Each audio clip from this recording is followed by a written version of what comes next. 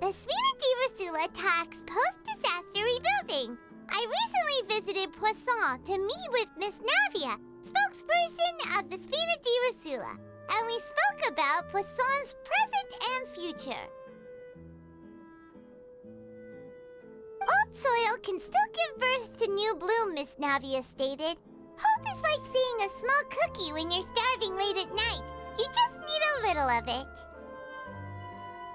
Skyship Winglet, lunar brain of the Fontaine Research Institute. The various disputes that have arisen on account of Mr. Edwin have suddenly become a shield over the Institute, with Jurier turning out to be a once overlooked hidden gem. People always call the first researcher mad, but few know what to call the second. And should that latter person achieve a miracle, they would find it all the harder to find a word with which to classify him and his team. Wow! Paimon barely recognizes the people in the reports. Are those really Jurier and Navia? They sound like real big shots. What do you think? Pretty enthralling, huh?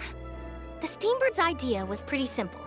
With the disaster just having passed, we would print a free edition packed to the margins with good news to calm people down.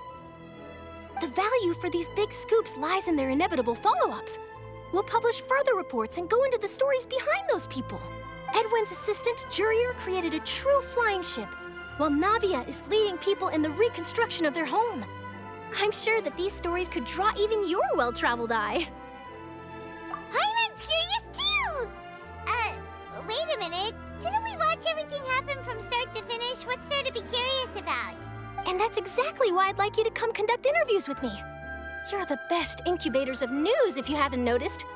And also, with you around, I'm sure I'll get to see that Duke. Are you sure? Hasn't he turned you down several times already? Oh, this time will be different. Come on, let's head to Poisson first, and then make a trip to the fortress. There are some things you'll only know when you get there.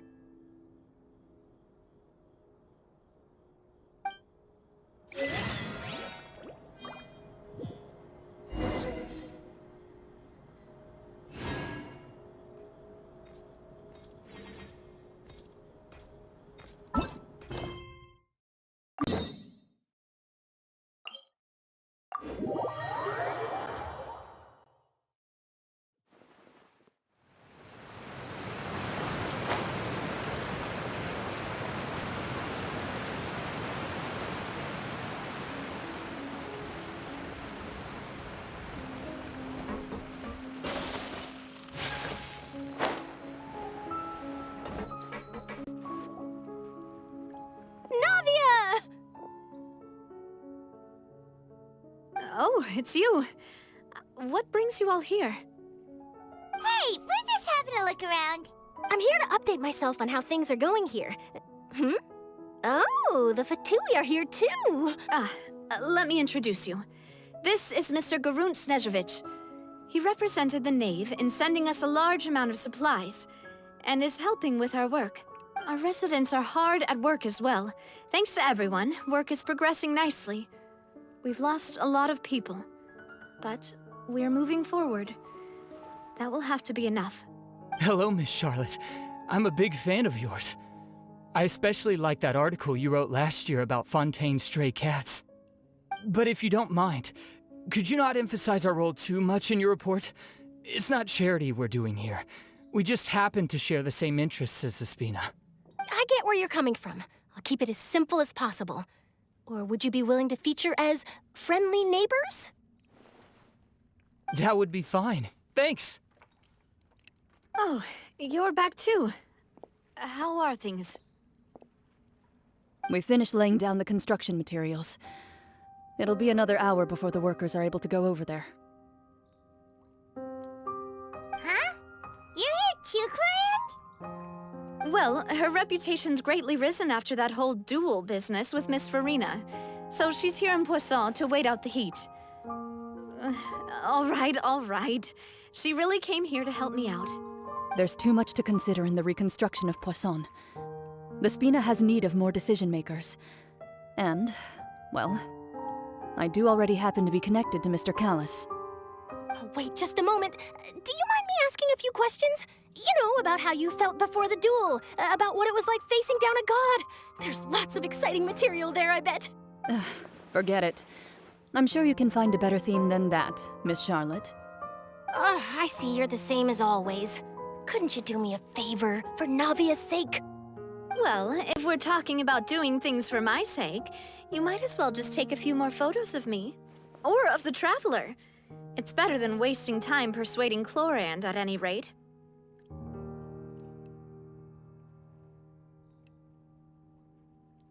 Of course I will. I'm not gonna let her off that easy. All right, then everyone who wants to be in the photo, gather up. And smile.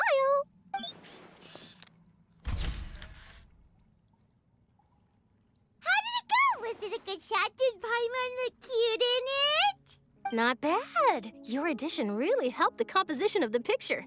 All right, hang on a moment. Let me snap a few more shots.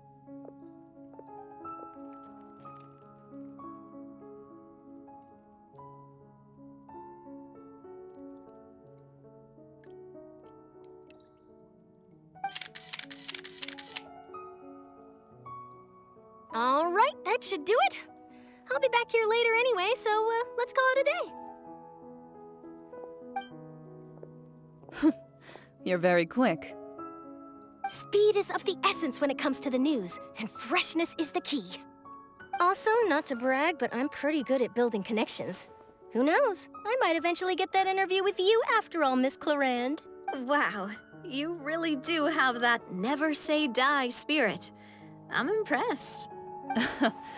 I'll hazard a guess that this is how you got that interview at the Fortress of Meripede. Whoa, you're well informed. Let me make a guess, too. I asked Sijuin, who told Monsieur Nervillette, and he told you, right?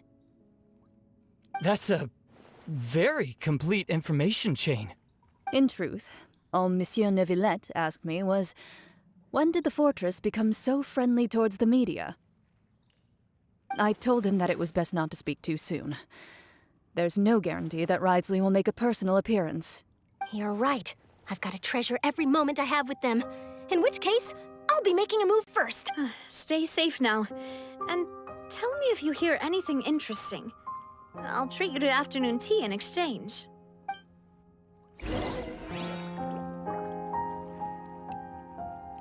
You seem curious about the fortress.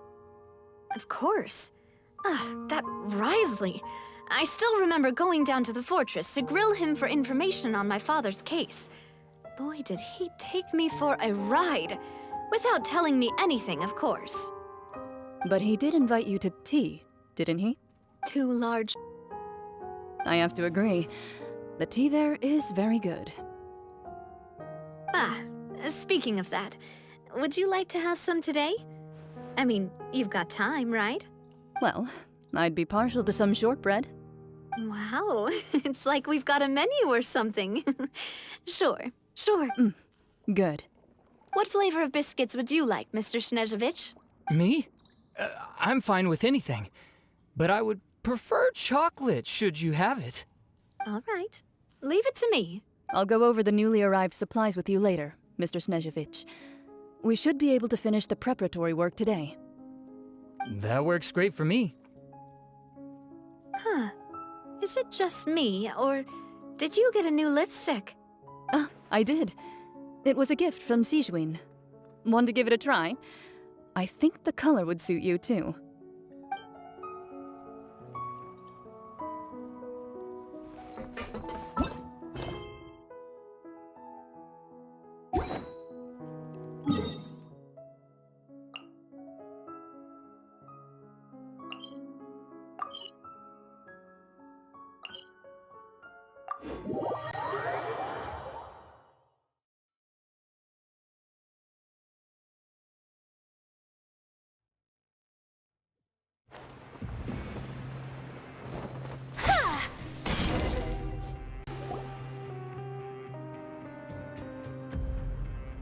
Wow, guess we're here again, huh? There's a real nostalgic feeling to this place. Looks like you've been missing us. Duke! Did you come all the way to the entrance to greet us? Of course. I'm here to welcome you and our dear Miss Charlotte, whom our good head nurse recommended to me. It's an honor to finally meet the much-rumored Duke. Thank you for consenting to my visit to the fortress, sir. No need to thank me. But that said, I shouldn't be the focus of your interview. I trust you recall our agreement? Of course, of course. All right then, this way.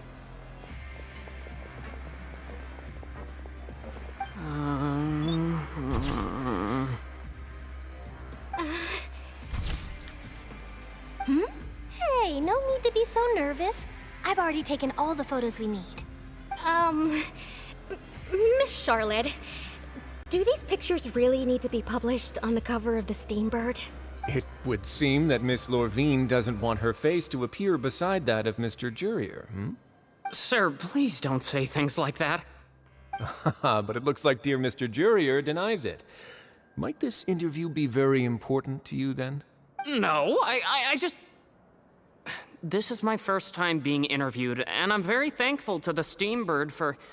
Now, I might not look it, but I actually did meet Mr. Edwin once. And I'll be honest, I enjoyed chatting with you more. You've definitely got more of that genius vibe going on. The boat that brought about a miracle, the ark that saved the people. Why, you recreated a myth back there, like an emissary of legend. Still, if I might ask, where's that flying ship now? Huh. Looks like Charlotte's trying to get herself another exclusive scoop.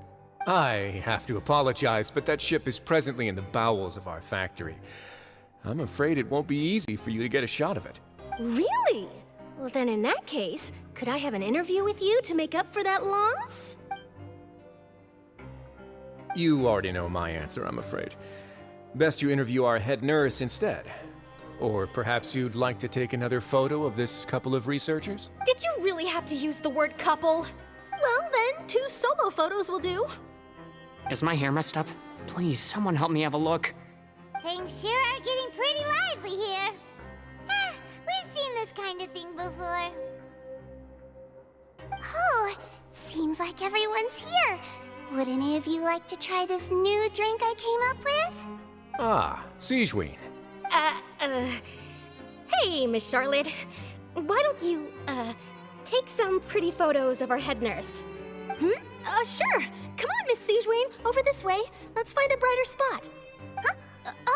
Sure. Do I have to smile? So, how have things been at the fortress? Same old, as you can see. Fontaine's undergone some changes, but this place is still more or less the same. Other than that flying ship, it got a tad too much attention, I think. That's why I decided to let the interview go through. We should direct more public opinions toward the behind-the-scenes heroes. Am I right, Mr. Jurier? Miss Lorvine? You're too kind, sir. I believe that you too should have your day in the sun. Not that you would want that, which is a pity.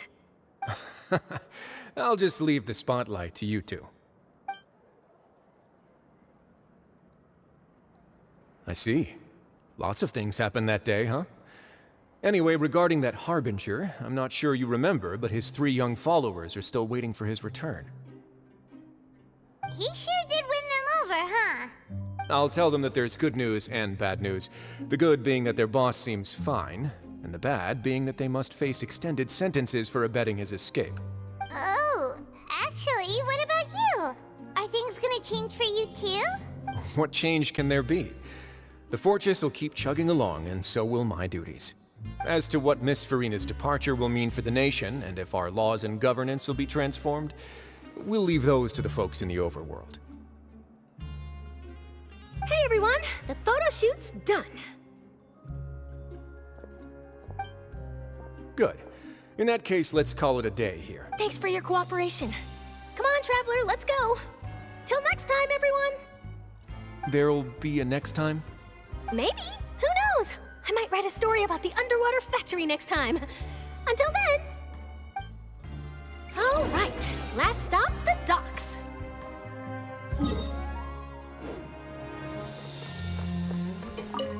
Oh, you know, I'd love to see you in one of Charlotte's photo shoots one day.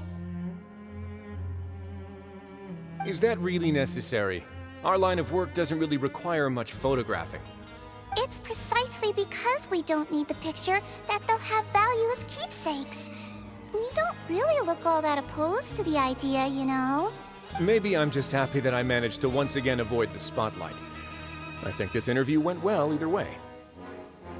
Yes, you successfully kept prying eyes away by using Mr. Jurier and Miss Lorvine as shields. Very good. You should be happy for them. They have a bright future ahead of them.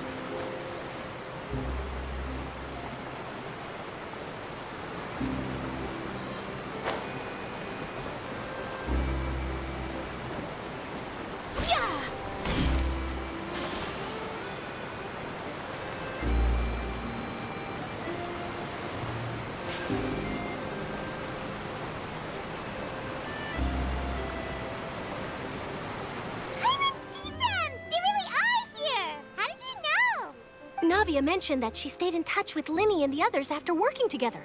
Apparently, they've been at the docks distributing these strange pockets the whole time since. Traveler, Paimon. Ah, and Miss Charlotte, too. Would you like a magic pocket? What sort of gadget is it? It's a wondrous bag that can be used to carry many things. The water level has returned to normal, but if you see any of your things floating around, you can use this to carry them. Or you could trick a friend into doing it for you. Trick a friend?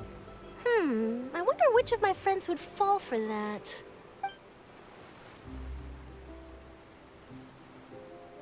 You could just make a friend like Fremine here. Isn't that right, Fremine? Is this what you meant by, I'll help you make some more friends? To be honest, that sounds pretty sweet. Could I have your contact, please? Sure. Please, write down my address. You sure are working hard to help Fremine socialize.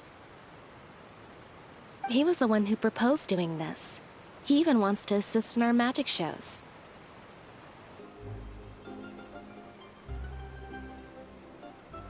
Yes, I was planning to first introduce Pear as an assistant, and later Fremine himself. In the future, I think we can leave underwater escape magic to him too. That said, would anyone want to see a diver escape underwater? Oh, it'll work out. Every journey begins with the first step. He'll become a part of our show eventually. Lynette, could you come over? Miss Charlotte says she wants to take a picture of us. Got it. My, that Charlotte is rather perceptive. She got rid of everyone the moment she realized I had something to say to you. So, how have things been, Traveler? Father says that you did a great deal during the latest events. She's very grateful for your contributions to Fontaine. That's all right. We were more than happy to help. So, what's she doing now? Oh, I guess you haven't heard. Well, after Lady Farina left, Father and Monsieur Neuvillette opened negotiations, during which he gave Fontaine's gnosis to her as a diplomatic gift. A diplomatic gift? A gnosis? Yes, I was quite surprised at first myself. But when I thought it over, there were actually a number of things going for it. It could have been done as an apology for the incident with Lord Child, or as thanks for his help in tying the all-devouring narwhal down. Furthermore, Father did also lend significant aid to Fontaine and Poisson. Well, that's true, but this is a gnosis we're talking about.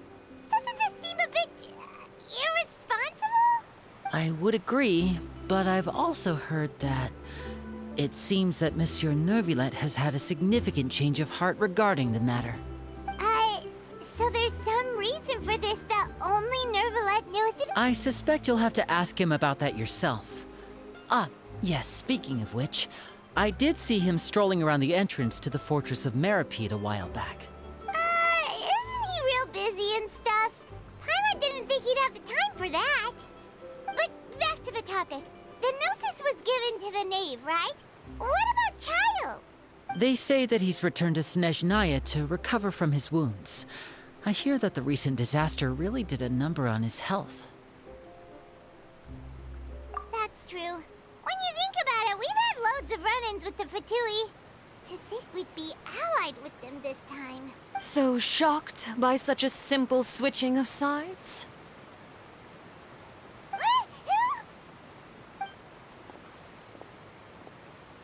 Father!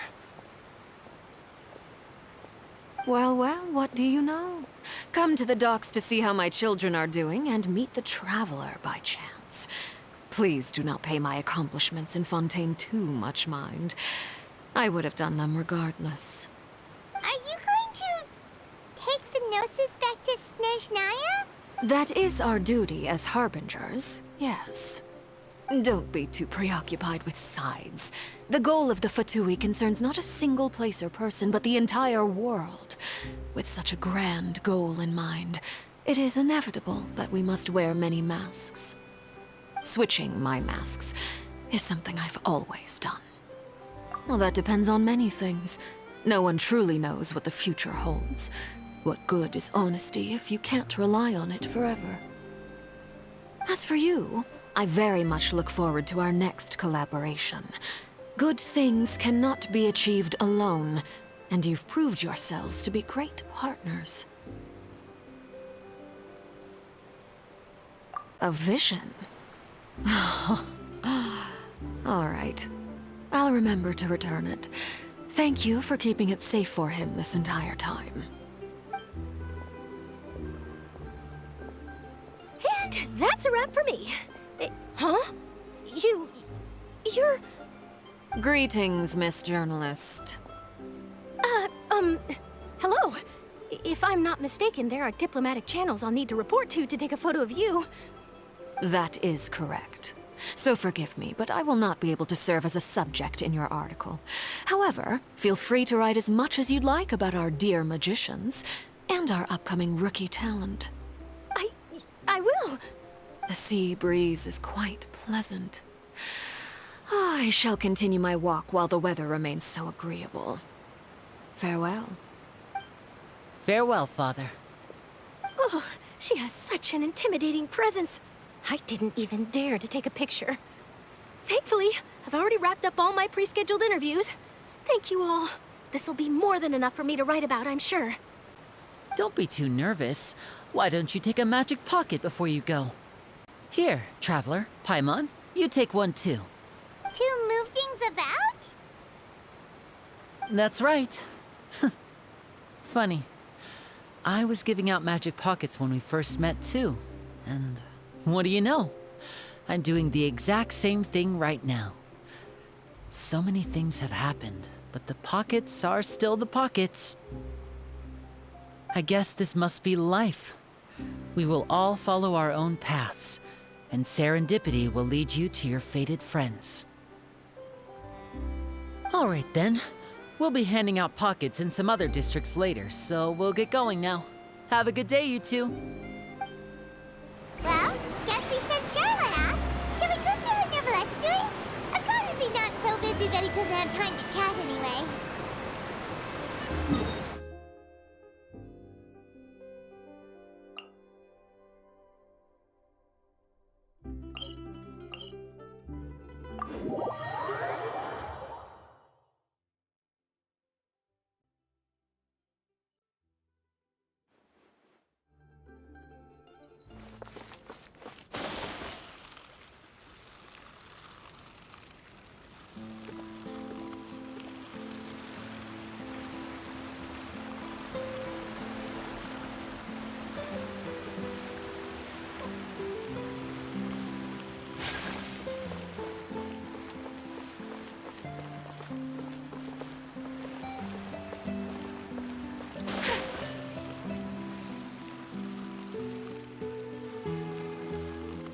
entrance to the fortress! Ooh, he really is there!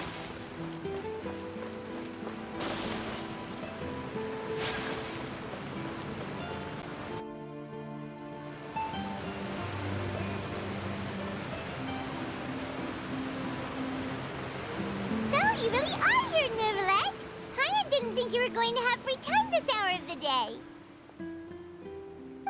Really? Oh, I suppose you must have met Mr. Linney. He took the time to greet me earlier when he passed this way. In any case, you came at a good time. I was just considering reaching out to you to set up a meeting, so I may explain some things that I haven't had the time to before. Aw, Paimon's glad that you remembered. Thank you for keeping us on your mind, what with you being busy and all. Alright, let's have it then. How was Fontaine actually saved? The whole business is still quite the mystery to us. It is strange how words can often leave a bitter taste in the mouth when it finally comes time to say them out loud.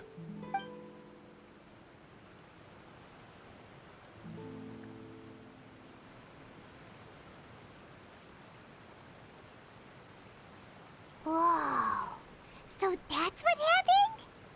Focalor destroyed the divine throne of the Hydro-Archon and restored your power to you, transforming you into a fully fledged elemental dragon sovereign. But Paimon still doesn't quite get what you did to save the Fontainians from dissolving. For me, the authority of the ancient dragons refers to absolute control over the hydro element.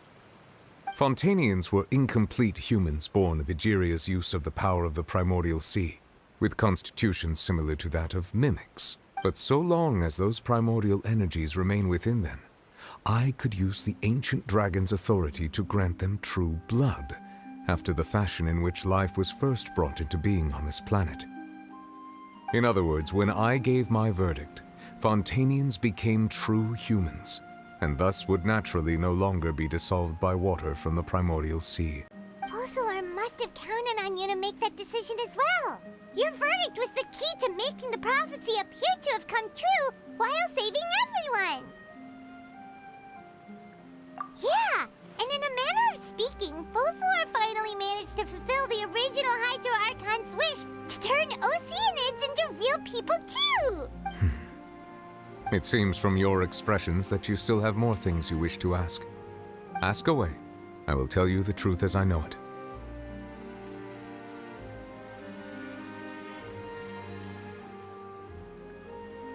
I have investigated his case along many avenues, and I have learned that he once fell into an unknown chasm when he was young. There, by chance, he awakened the all-devouring narwhal. But whether it be by sentiment or reason, that should not have been enough to consider him the root cause of the disaster. At most, he would have had tangential liability.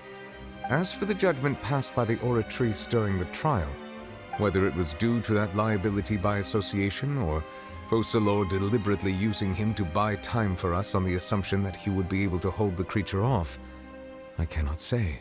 Guess Focalor had Fontainians in mind the whole time.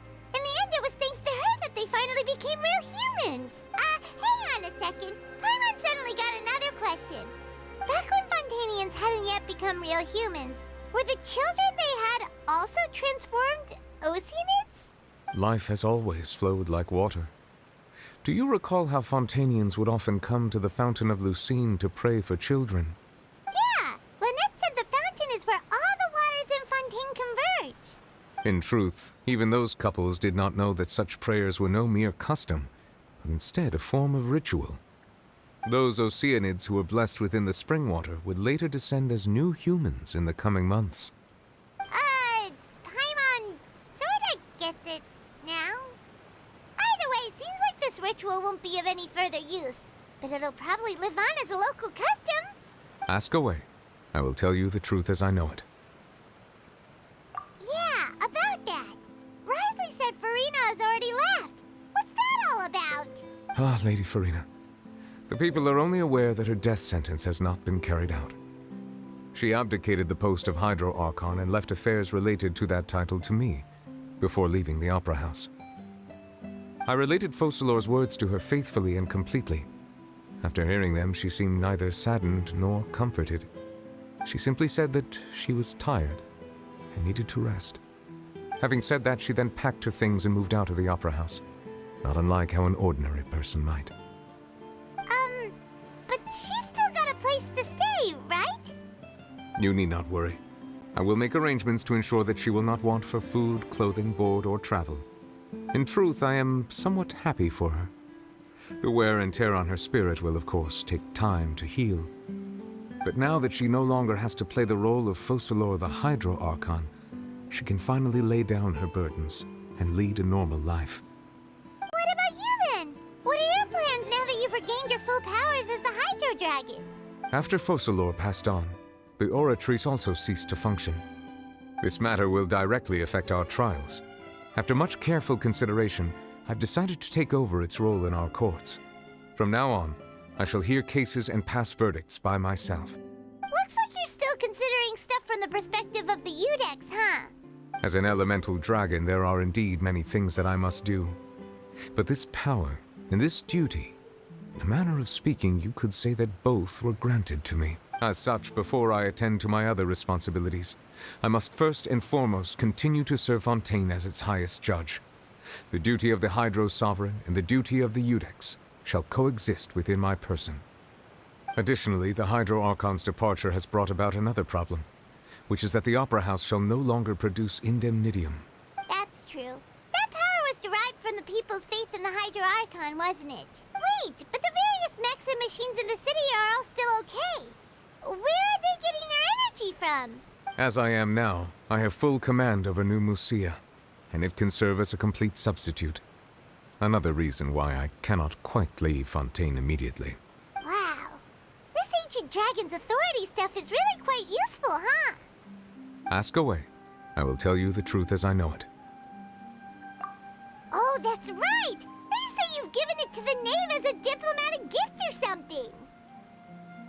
Leaving aside their intentionality, the two Fatui Harbingers have indeed done much for us during this crisis. Their sole remaining goal in Fontaine, at least at this point, would seem to be the Gnosis. The Oratrice has ceased to function. The Hydro-Archon's divine throne is now no more, and I do not need the Gnosis's power.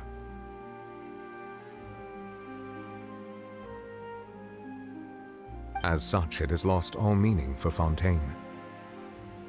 If the Fatui have impure designs, then we might as well accede to their request now and avoid unnecessary conflict. What complicated considerations! Paimon thought you were just giving it to them out of gratitude to the knave and as an apology to Child. Ask away. I will tell you the truth as I know it. You will soon be heading to Natlan, I presume. I'm afraid that I have little talent as a travel guide, so all I can do is tell you what I know about that land. As far as I'm aware, Natlan can be said to be a nation of dragons. A nation of dragons? You mean like you? No, I suspect that I would not find myself welcome there. Unlike ancient dragons such as myself, the dragons of Natlan have undergone long years of development and evolution. Large numbers of them have entered a form of coexistence with humanity. Natlan is also the nation of war. War ravages those lands like an undying flame. There is one other piece of information I got incidentally from my negotiations with the knave that I believe may be useful to you. The harbinger known as the Captain has thrown his hat into the endless ring of war. The Captain. Sounds like a real tough customer. Seriously, everywhere you look, there's a Fatui Harbinger doing their thing. I suggest that you fully prepare yourself before going to Natlan. In the meantime, Fontaine's doors will always be open to you. Ask away. I will tell you the truth as I know it. Hang on a sec. Paimon's still got a question about the Gnosis. When we spoke to Linny earlier, he mentioned that your attitude towards giving away the Gnosis had clearly changed. We guessed that there might be some reason for it that only you were aware of. No wonder the House of the Hearth is the Fatui's intelligence division. They are certainly sharp. So regarding this specific issue, I was just getting ready to share something with you. What is it? In truth, I exchanged some further words with that lady named Skirk after sending you two back to the surface. It went something like this.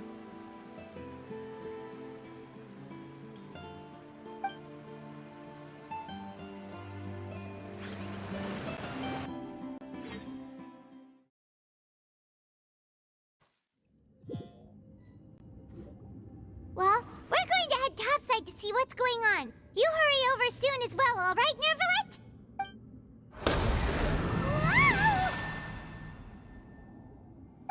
What next? The all-devouring narwhal isn't here, so I'm no longer getting any interference. I can finally catch the scent of your power, what it's made of. It is the authority of the planet's primordial dragons, but with something very similar to a god's curse mixed in. It's quite a novel blend. I'm sure I've encountered something like this before. What was it again? I do not know what you speak of. Ah, of course. How could I forget? You should have the remains of the third descender on your person, yes? Remains? I've never heard of any such thing. Huh. According to your parlance, I believe it may be called a gnosis. Well, that much is true. After Focalor's divinity faded, she handed her gnosis to me. But I fear I have never heard of it described in the manner that you just did. I've been training with my master, the Foul, ever since I was young, and I have never returned to the surface since. So most of the information I possess, I got from him. It is only natural for those who are greater than humanity to possess a different sort of common sense, which is why there are so many problems in our attempts to communicate with humans. Regardless, you should probably get rid of objects of misfortune to prevent any disasters from befalling you. To live in itself is a blessing. But once a person dies, the bonds he once had with this world shall all turn to curses. What do you mean by that? No need to fret. These are just my personal thoughts, and my reason for no longer wishing to return to the surface. This third descender you refer to, who are they? And when did they die? Master never mentioned them to me. Perhaps it just wasn't that important for me to know. If you're interested, though, I could ask him. I'll be sure to pass the answer on to you next time. Next time? You believe we will meet again? I do. Wait. I have a disciple of my own, don't I? He can be the messenger then.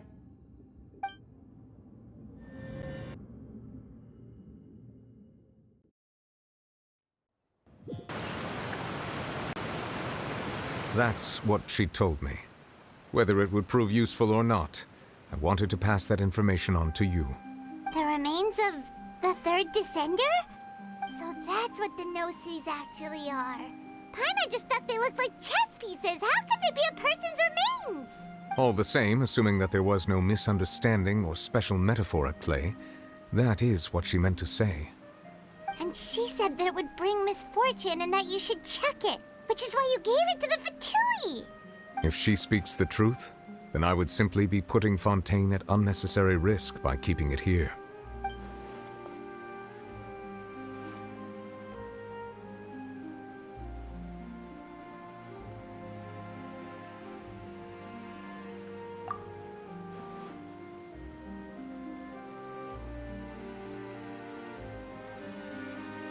I had guessed that you might already be familiar with this concept, but I did not expect you to be one of them.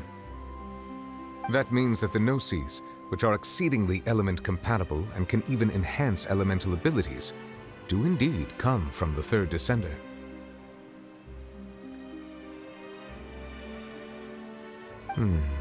I wonder, does your body also possess similar properties? Like being able to use elemental powers without a vision. That does sort of count as special compatibility, right? No, let's not think about this stuff right now. It just feels creepy. Comparing the Traveler to the dead third descender and all? That's what you say, but this topic still feels like bad luck. Once Child recovers, let's get some more answers out of him. Or go look for his master and get the answers that way. I too believe it unwise to make too many blind guesses when information is lacking. The same is true of being at court. All right. Whatever the case, it seems like the crisis here in Fontaine's over for now. Yes. All of Focalor's efforts were for this moment as well. But she sacrificed herself in the end as a god, and she suffered through all those years as a human. Was that really what she wanted? I suppose that would be the mystery of a god's will. I suspect not. But once in a while I too would guess that if wishes were like the clouds in the sky, they will one day return to the earth as raindrops. Life flows like water, and rain is the final answer. The water levels may sometimes tilt one way or another, but the rain falls fairly upon all.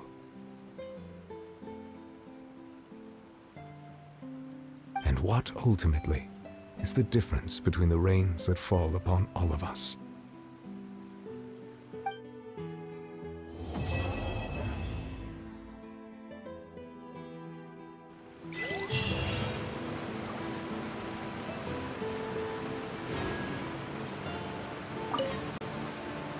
It seems from your expressions that you still have more things you wish to ask.